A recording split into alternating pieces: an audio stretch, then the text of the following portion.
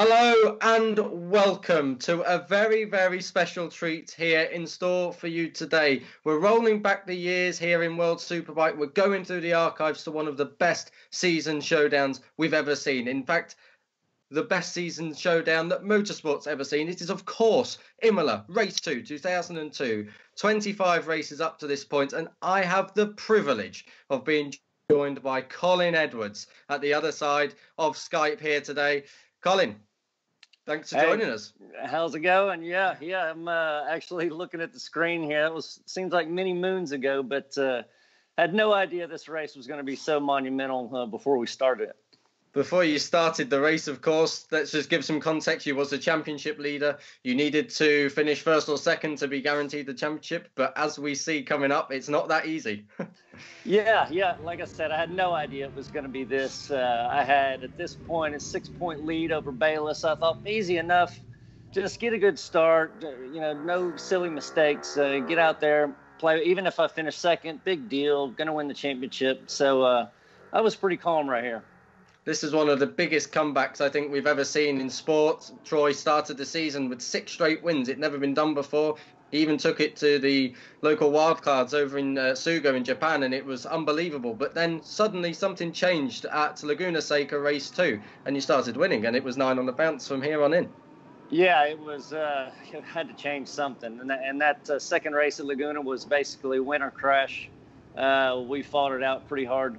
And that was before we got some new parts after Suzuka 8 Hours. So that race and the 2 at Brands, I believe, we're still on the let's say the first version of that bike. And then this race, obviously, it's about to start. We had our stuff together. Okay, let's take us through the start then. The red lights will come on. The last race of 2002. You're starting from pole position. Good start, actually, Colin. Great start, great getaway. Zaus got a good one as well. Ruben Zaus from second.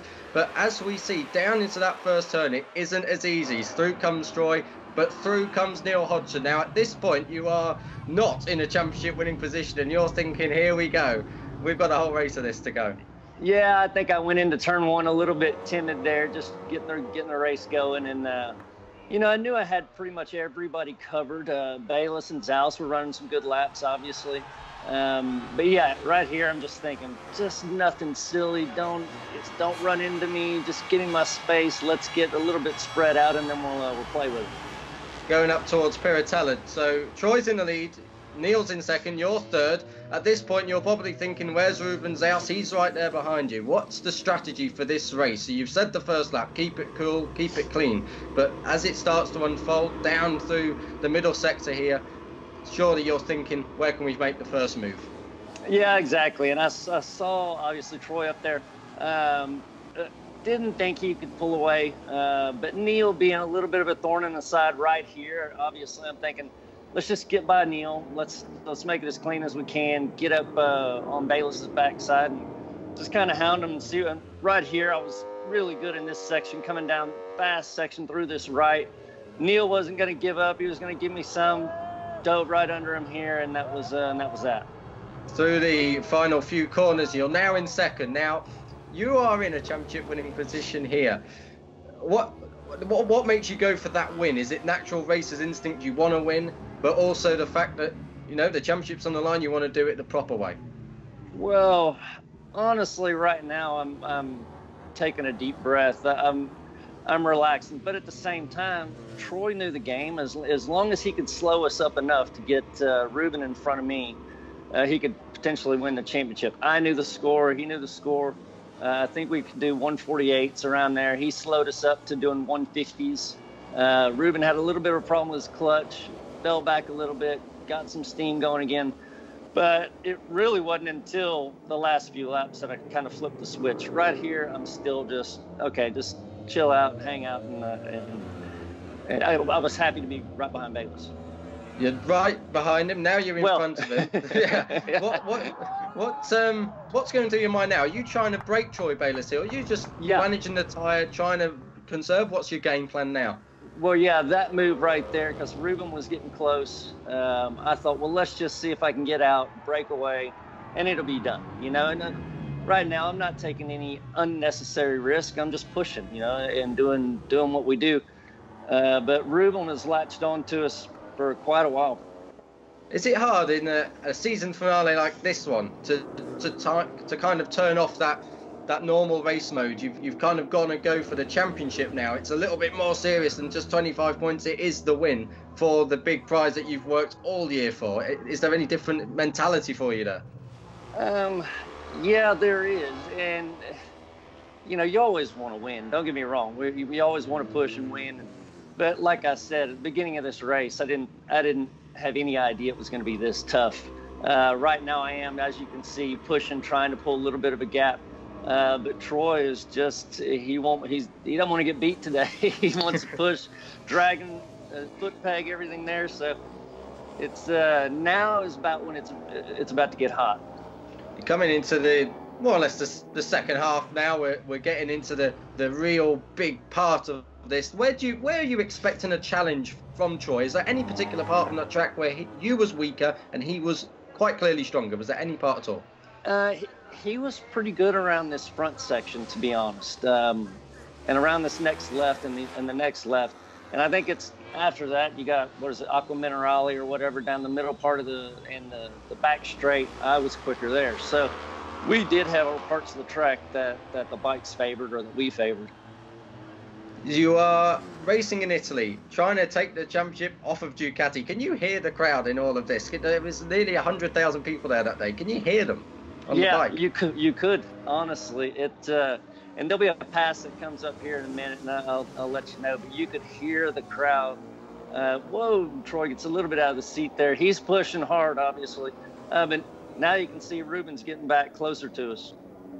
You're pushing on, but is your game to try and break Troy, or are you trying to force him into a mistake to take the pressure off you a little bit, to know that whatever happens then, you've got the championship in the bag? Well, and right here, he's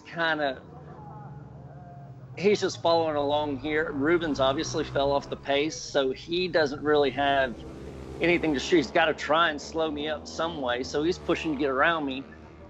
Here he goes, right by me.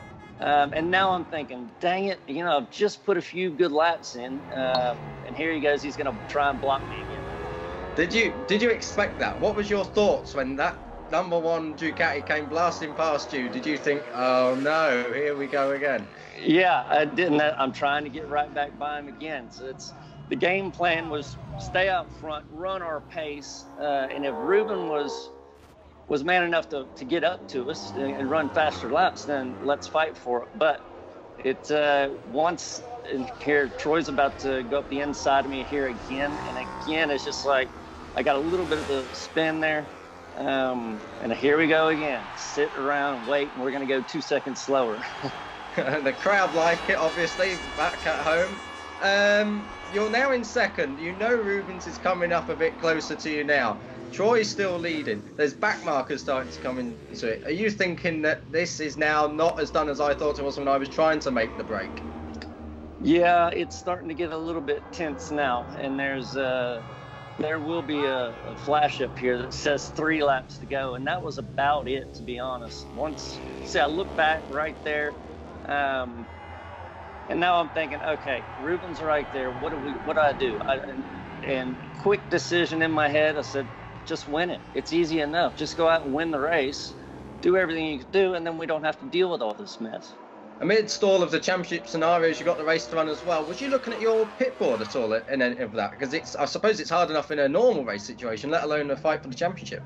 Oh, yeah. I mean, I was watching my pit board. They were all biting their fingernails off. Everybody was freaking out. My wife, my dad, everybody was back in the pit all nervous. So pretty much right here, like I said, with 3 laps to go, I said, if I just win the whole thing, and I made sure everywhere I went under Troy, because we were pushing hard, I just made sure I was underneath him. And in all honesty, if we went down and took each other out, I had an electric start on my bike.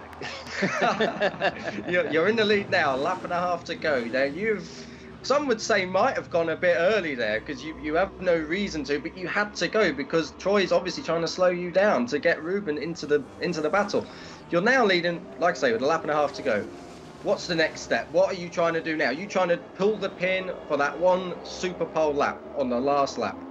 Yeah, pretty much that's it. You know, I know it's going to be tough with 1 lap to go for Ruben to get, let's say Troy passed me and then Ruben passed me, etc. So still a little bit calm, but like I said, with 3 laps to go, I said, just win it. It's easy. So yeah, I was pushing, obviously not trying to crash or tuck the front or make any silly mistakes. So in that, Troy he doesn't care if he loses the front. It's going to be the same result for him. So he's pushing really hard. You just got past one of the back markers there. What was your thoughts coming into there? You must have thought, no, not now. Yeah, no, exactly. You could see another one up in front of us, and luckily they were waving the blue flags and everybody was getting out of the way. So it left the racing to be clean. We are on the last lap now. You're leading into the first chicane, but we know Troy is planning an attack here. You more or less know now Ruben is not in this battle. It's down to both of you. It's down to pride. This is head-to-head stuff now. This pass right here, I would have said it was impossible. I mean, nobody ever passed me there. I didn't pass anybody there.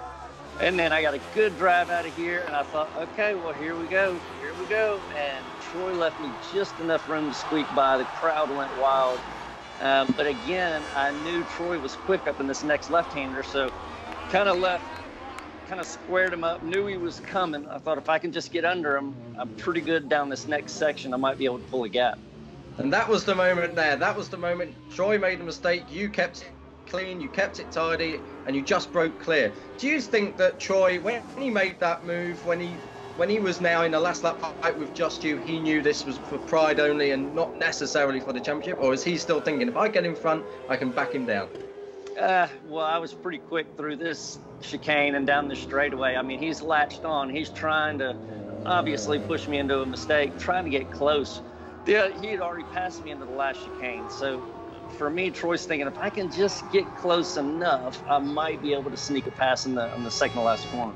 Coming up to the last chicane for the last time in the whole season, what are your emotions now? You're coming home, you relinquished the crown in 2001, you took it in 2000, and now you're about to take it back. I'm looking left, and I'm like, please, Troy, don't come up the inside of me.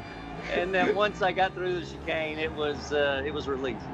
That is, without doubt, for me, one of the greatest final laps, and I think everyone agrees in motorsport and in the World Superbike community. But that was your second title in 3 years. You then went off to pastures new kind of thing, and I don't know. Did you know at this point that you wasn't coming back in 2003? At this point, I think I had a contract signed with Ducati, to be honest. And then Aprilia called, I think, the next week. And so then I had to go back to Ducati, and they said, we don't want to hinder your progression in the Grand Prix, so they let me out of the deal. Fair play all around. You're coming into the pit lane. This is not just a rivalry on track, but it's a great sporting rivalry off track. You both really got on as friends and probably still do. And when you're coming in now, you're seeing your team. Troy's coming behind you, summoned to number 2. Yeah. But this is it now. We're about to see just a great sporting moment for me. Yeah, I mean, honestly, we had so much respect for each other. We just wanted to be a part of it, I mean, if he would have won, I would have done this. We would have acted exactly the same way. So we had a lot of respect for each other on and off the track. Nothing dirty on track, and friendly off track. So it was a really good sporting relationship we had. You won the race. You see that crowd. You're on the podium now. You see the crowd. Everyone's throwing stuff in. Big momentums. Now you're lifting the crown. Just about. Not surprised after Imola. But you're lifting the crowd. You see the crowd down there. What does that mean to you to see that and to know they appreciate that race so much? Man, it was something special. I mean, going to Italy, like you said, racing against Ducati in their backyard, and pulling it off. It was a lot of work. I mean, we used to go to Michelin and test tires over and over again, and we had the whole team. The amount of sacrifice that everybody sacrificed was it all paid off. What a race.